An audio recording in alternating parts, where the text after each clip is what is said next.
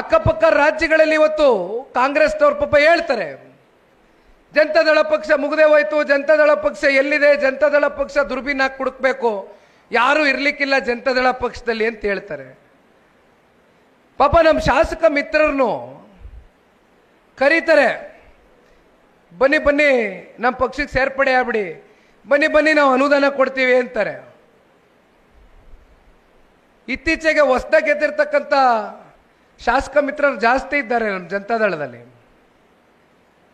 ಅವ್ರು ಕರೆದಾಗೆಲ್ಲ ನನಗೊಂದು ಫೋನ್ ಮಾಡ್ತಾರೆ, ಕರೀತಾ ಇದ್ದಾರೆ ಅಂತ. ದಯಮಾಡಿ ಹೋಗಿ ಬನ್ನಿ, ಜನತೆ ನಿಮ್ಮನ್ನು ನಂಬಿ ಓಟ್ ಹಾಕಿದ್ದಾರೆ, ಜನಗಳ ಪರವಾಗಿ ನಿಮ್ಗೇನಾರು ಅನುದಾನ ಸಿಕ್ಕಿ ನೀವೇನಾರು ಕೆಲಸ ಮಾಡ್ತಕ್ಕಂಥದ್ದಕ್ಕೆ ನಿಮ್ಗೆ ಅವಕಾಶ ಸಿಕ್ಕಿದ್ರೆ ದಯಮಾಡಿ ತುಂಬ ಹೃದಯದಿಂದ ಅದನ್ನು ತೆಗೆದುಕೊಂಡು ಬಂದು ಕೆಲಸ ಮಾಡಿಸಿ ಅಂತ ಹೇಳಿದ್ದೇನೆ. ಕರೀತಾರೆ ಪಾಪ, ಕರೆದು ಕೂರಿಸ್ಕೊಂಡು ನೀರಾವರಿ ಇಲಾಖೆಯಲ್ಲಿ 85 ಕೋಟಿ ನಿನಗೆ, 150 ಕೋಟಿ ನಿನಗೆ ಅಂತಾರೆ. ಏನು ಪಕ್ಕದಲ್ಲಿ ನಿಲ್ಸ್ಕೊಂಡು ಪತ್ರ ಇಟ್ಕೊಂಡು ಒಂದು ಪೋಸ್ಟ್ ಕೊಡಿಸ್ತಾರೆ, ಬಾಪ ಫೋಟೋಗ್ರಾಫರ್ ಫಸ್ಟ್ ಪೋಸ್ಟ್ ತಗೊಂಡು ಕಳಿಸಯ್ಯ, ಫೋಟೋ ತಗೊಬಿಡು, 12 ಜನ ರೆಡಿ ಆಗೋರೆ ಅಂತ ಹೇಳ್ತಾ ಇದೀವಲ್ಲ, 12ರಲ್ಲಿ ಇವರು ಅವರೇ ಅಂತ ಆಚೆ ಕಡೆ ಬಿಂಬಿಸ್ಬೇಕಲ್ಲ. ಆಮೇಲೆ ಮೊನ್ನೆ ಮತ್ತೆ ಕೇಳಿದೆ ನಮ್ಮ ಶಾಸಕರಿಗೆ, ಬಂತ ದುಡ್ಡು ಅಂತ. ಎಲ್ಲಿ ಬರ್ತದೆ ಸರ್, ಕ್ಯಾಬಿನೆಟಲ್ಲಿ ಅಪ್ರೂವ್ ಆಗಿಲ್ಲ, ವಾಪಸ್ ರಿಜೆಕ್ಟ್ ಮಾಡಿ ವಾಪಸ್ ಮನೆಗೆ ಕಳಿಸಿದ್ರು ಮುಖ್ಯಮಂತ್ರಿಗಳು. ಫೈನಾನ್ಸ್ ಅಪ್ರೂವಲ್ಲೇ ಆಗಿಲ್ಲ, ವಾಪಸ್ ಕಳಿಸಿದ್ರು. ಪಾಪ ಉಪಮುಖ್ಯಮಂತ್ರಿಗಳು ಕರೀತಾರೆ, ಮುಖ್ಯಮಂತ್ರಿಗಳು ರಿಜೆಕ್ಟ್ ಮಾಡ್ತಾರೆ. ಇವತ್ತು ಕಾಂಗ್ರೆಸ್ನ ಪಕ್ಷ ಅವ್ರ ಪರಿಸ್ಥಿತಿ ಎಲ್ಲಿಗೆ ಹೋಗಿದೆ ಅಂದರೆ ಜನತಾದಳದ ಪಕ್ಷದ ಬಗ್ಗೆ ಮಾತನಾಡ್ತಾರೆ. ಎಲ್ಲಿದೆ ಜನತಾದಳ ಪಕ್ಷ, ಮುಗದೆ ಹೋಯ್ತು ಅಂತೀರಿ.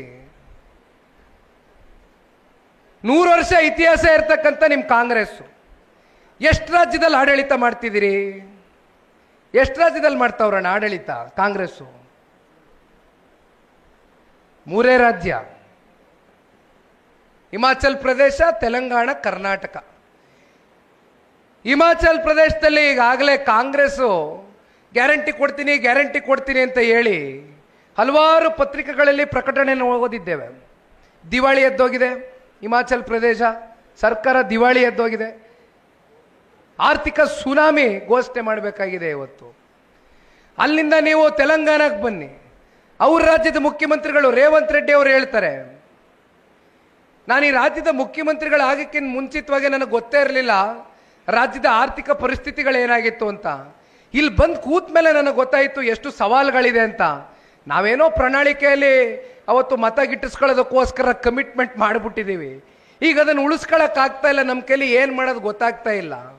ಅದೆಷ್ಟೋ ಪಟ್ಟಿ ಕೊಟ್ಟರು, ಈ 1000 ಕೋಟಿ ಬರ್ತದೆ, ಅದರಲ್ಲಿ ಸರ್ಕಾರಿ ನೌಕರರಿಗೆ 1000 ಕೋಟಿ ಹೋಗ್ತದೆ, ಸರ್ಕಾರ ನಡೆಸ್ತಕ್ಕಂಥ ಕಚೇರಿಗೆ ಇಷ್ಟು ಹೋಗ್ತದೆ, ಮತ್ತು ನಮಗೆ ಮಿಕ್ಕಿರ್ತಕ್ಕಂಥದ್ದಿಷ್ಟೇ, ಅದರಲ್ಲಿ ನೀವು ಯಾವ ರೀತಿ ಹೇಳ್ತೀರೋ ಆ ರೀತಿ ಕೇಳ್ತೀವಿ ಅಂತ ಹೇಳ್ತಾರೆ. ಪಾಪ ಗ್ಯಾರಂಟಿಗಳು ಕೊಡಬೇಕಾ ಬೇಡವಾ, ಅಥವಾ ಗ್ಯಾರಂಟಿ ಕೊಟ್ಟರೆ ನೌಕರರಿಗೆ, ಸರ್ಕಾರಿ ನೌಕರರಿಗೆ ಸಂಬಳ ಕೊಡೋದ, ಅವ್ರದ್ದು ನಿಲ್ಸದ ಅಂತ ಪಾಪ ಅವ್ರು ಕೇಳ್ತಾರೆ ಮುಖ್ಯಮಂತ್ರಿಗಳು.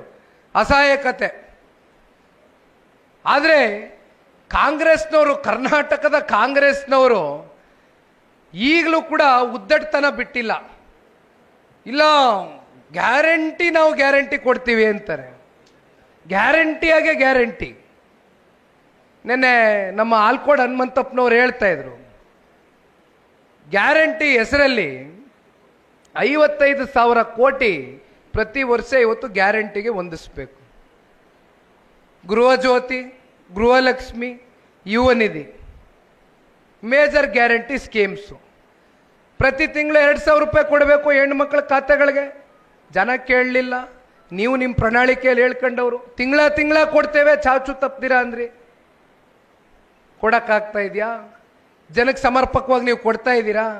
ನಾಡಗೌಡ್ರು ಹೇಳ್ದಂಗೆ ಸಂಸತ್ ಚುನಾವಣೆ ಬರುತ್ತೆ, 6 ತಿಂಗಳು ಒಂದೇ ಸಲ ಇಟ್ಕೊಳ್ಳೋದು. ಅಲ್ಲೆಲ್ಲೋ ಪಾಪ ನಮ್ಮ ಬೆಂಗಳೂರು ಗ್ರಾಮಾಂತರದಲ್ಲಿ ಒಂದು ಫಲಾನುಭವಿಗಳ ಹೆಣ್ಣು ಮಕ್ಕಳು, ಫಲಾನುಭವಿಗಳು ಯಾರ್ಯಾರು ಫಲಾನುಭವಿಗಳಿದ್ರು, ಕಾರ್ಯಕ್ರಮ ಮಾಡಿದರು. ಚುನಾವಣೆ ಮುಂಚಿತವಾಗಿ ಕರೆದು ಕೂರಿಸಿ ಆ ಹೆಣ್ಣುಮಕ್ಕಳಿಗೆ, ನೀವೇನಾದರೂ ಕಾಂಗ್ರೆಸ್ ಪಕ್ಷದ ಅಂದಿದ್ದಂಥ ಸಂಸದರು, ಇವತ್ತಿಲ್ಲ ಬಿಡಿ ಪಾಪ ಅವ್ರು ಮನೆಗೆ ಕಳಿಸಿದ್ರು ಜನ, ಅಂದಿದ್ದಂಥ ಸಂಸದರಿಗೆ ನೀವು ಮತ ಹಾಕಲಿಲ್ಲ ಅಂದರೆ ನಿಮ್ಗೆ ಯಾವ ಕಾರಣಕ್ಕೂ ಗ್ಯಾರಂಟಿಗಳು ರದ್ದು ಮಾಡಿಬಿಡ್ತೀವಿ, ನಿಮ್ಗೆ ಯಾವ ಕಾರಣಕ್ಕೂ ಕೊಡ್ಲಿಕ್ಕಿಲ್ಲ ಅಂತ ಧಮಕಿ ಹಾಕಿದ್ರು. ಏನಾಗಿದೆ ಇವತ್ತು ಗ್ಯಾರಂಟಿಗಳ ಕತೆ? ಅಲ್ಲೆಲ್ಲೋ ಚನ್ನಪಟ್ಟಣ, ಸಂಡೂರು, ಶಿಗ್ಗಾವಿ ಚುನಾವಣೆ. ಮತ್ತು 4 ತಿಂಗಳದ್ದು ಇಟ್ಕೊಳ್ಳೋದು, ಒಂದೇ ಸಲ ಹಾಕೋದು. ಶರಣ್ಗೌಡ್ರು ಹೇಳ್ದಂಗೆ ಅದು ಎಲ್ಲಿವರೆಗೂ ಗ್ಯಾರಂಟಿ ಕೊಡ್ತಾರೋ ನಿಮಗೆ ಬಂದರೆ ದಯಮಾಡಿ ತಗೊಳ್ಳಿ. ಆದರೆ ಮುಂದೆ ನನಗೆ ಗೊತ್ತಿದೆ, ನಿಮ್ಮ ಹೃದಯದಲ್ಲಿ ಈಗಾಗಲೇ ತೀರ್ಮಾನ ಮಾಡಿದ್ದೀರಿ. ಜನತಾದಳನೂ ನೋಡಿದ್ದೀರಿ, ಕಾಂಗ್ರೆಸ್ ಆಡಳಿತನೂ ನೋಡಿದ್ದೀರಿ, ಕುಮಾರಣ್ಣನ ನಾಯಕತ್ವನೂ ನೋಡಿದ್ದೀರಿ, ಮತ್ತೊಬ್ಬರ ನಾಯಕತ್ವನೂ ನೋಡಿದ್ದೀರಿ. ಕುಮಾರಣ್ಣನಿಗೂ ಅವಕಾಶ ಕೊಟ್ಟಿದ್ದೀರಿ, ಆದರೆ ಸಂಪೂರ್ಣವಾಗಿ ಅವಕಾಶ ಕೊಟ್ಟಿಲ್ಲ. ನಾಡಗೌಡರು ಹೇಳ್ದಂಗೆ ದೇವ್ರು ಮಾಡಿರ್ತಕ್ಕಂಥ ಮುಖ್ಯಮಂತ್ರಿ, ದೇವರ ಆಶೀರ್ವಾದದಿಂದ ಆದಂಥ ಮುಖ್ಯಮಂತ್ರಿ. ಇವತ್ತು ನಾವು ಯಾತಕ್ಕೋಸ್ಕರ ಇಷ್ಟು ರಾಜ್ಯಾದ್ಯಂತ ಪ್ರವಾಸ ಮಾಡ್ತಾ ಇದ್ದೇವೆ ಅಂದರೆ, ಇವತ್ತು ನಮ್ಗೆ ಏನೂ ಬೇಡಪ್ಪ ಅಂತ ಸುಮ್ಮನೆ ಕೈ ಕಟ್ಟೆ ಹಾಕೊಂಡು ಕೂತ್ಕೊಂಡ್ರೆ 40ರಿಂದ 45 ಸೀಟು ಜನ ನಮಗೆ ಕೊಡ್ತಾರೆ.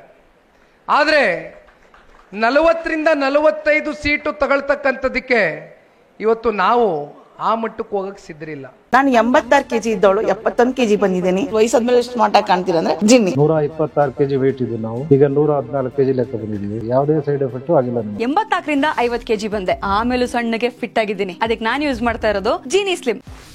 84ರಿಂದ 50 kg ಬಂದೆ, ಆಮೇಲೂ ಸಣ್ಣಗೆ ಫಿಟ್ ಆಗಿದ್ದೀನಿ. ಅದಕ್ಕೆ ನಾನು ಯೂಸ್ ಮಾಡ್ತಾ ಇರೋದು ಜೀನಿ ಸ್ಲಿಮ್. ಸಣ್ಣ ಆಗಕ್ಕೆ ಜೀನಿ ಸ್ಲಿಮ್ ಯೂಸ್ ಮಾಡದೆ ಹೆಲ್ದಿನೂ ಅದೇ. ನೀವು ಸಣ್ಣ ಆಗ್ಬೇಕಾ, ಹೆಲ್ದಿ ಆಗ್ಬೇಕಾ? ಹಾಗಿದ್ರೆ ಜೀನಿ ಸ್ಲಿಮ್ ಯೂಸ್ ಮಾಡಿ. ಹೇ, ಸಣ್ಣ ಆಗೋದಿಕ್ಕೆ ಯಾವುದೋ ಪ್ರಾಡಕ್ಟ್ ಹೇಳ್ತಾ ಇದ್ದಾಳೆ, ಏನಾದ್ರೂ ಸೈಡ್ ಎಫೆಕ್ಟ್ಸ್ ಇದೆ ಅಂತ ಯೋಚನೆ ಮಾಡ್ತಾ ಇದ್ದೀರಾ? ಖಂಡಿತ ಇಲ್ಲ, ಯಾಕಂದ್ರೆ ಇದು ಕೆಮಿಕಲ್ ಫ್ರೀ. ಸಣ್ಣ ಆಗ್ಬೇಕು ಅಂದ್ರೆ ಜೀನಿ ಸ್ಲಿಮ್ ಯೂಸ್ ಮಾಡಿ. ಹೆಚ್ಚಿನ ಮಾಹಿತಿಗೆ ಕೆಳಗೆ ಡಿಸ್ಪ್ಲೇ ಆಗ್ತಿರೋ ನಂಬರ್ಗೆ ಕಾಲ್ ಮಾಡಿ.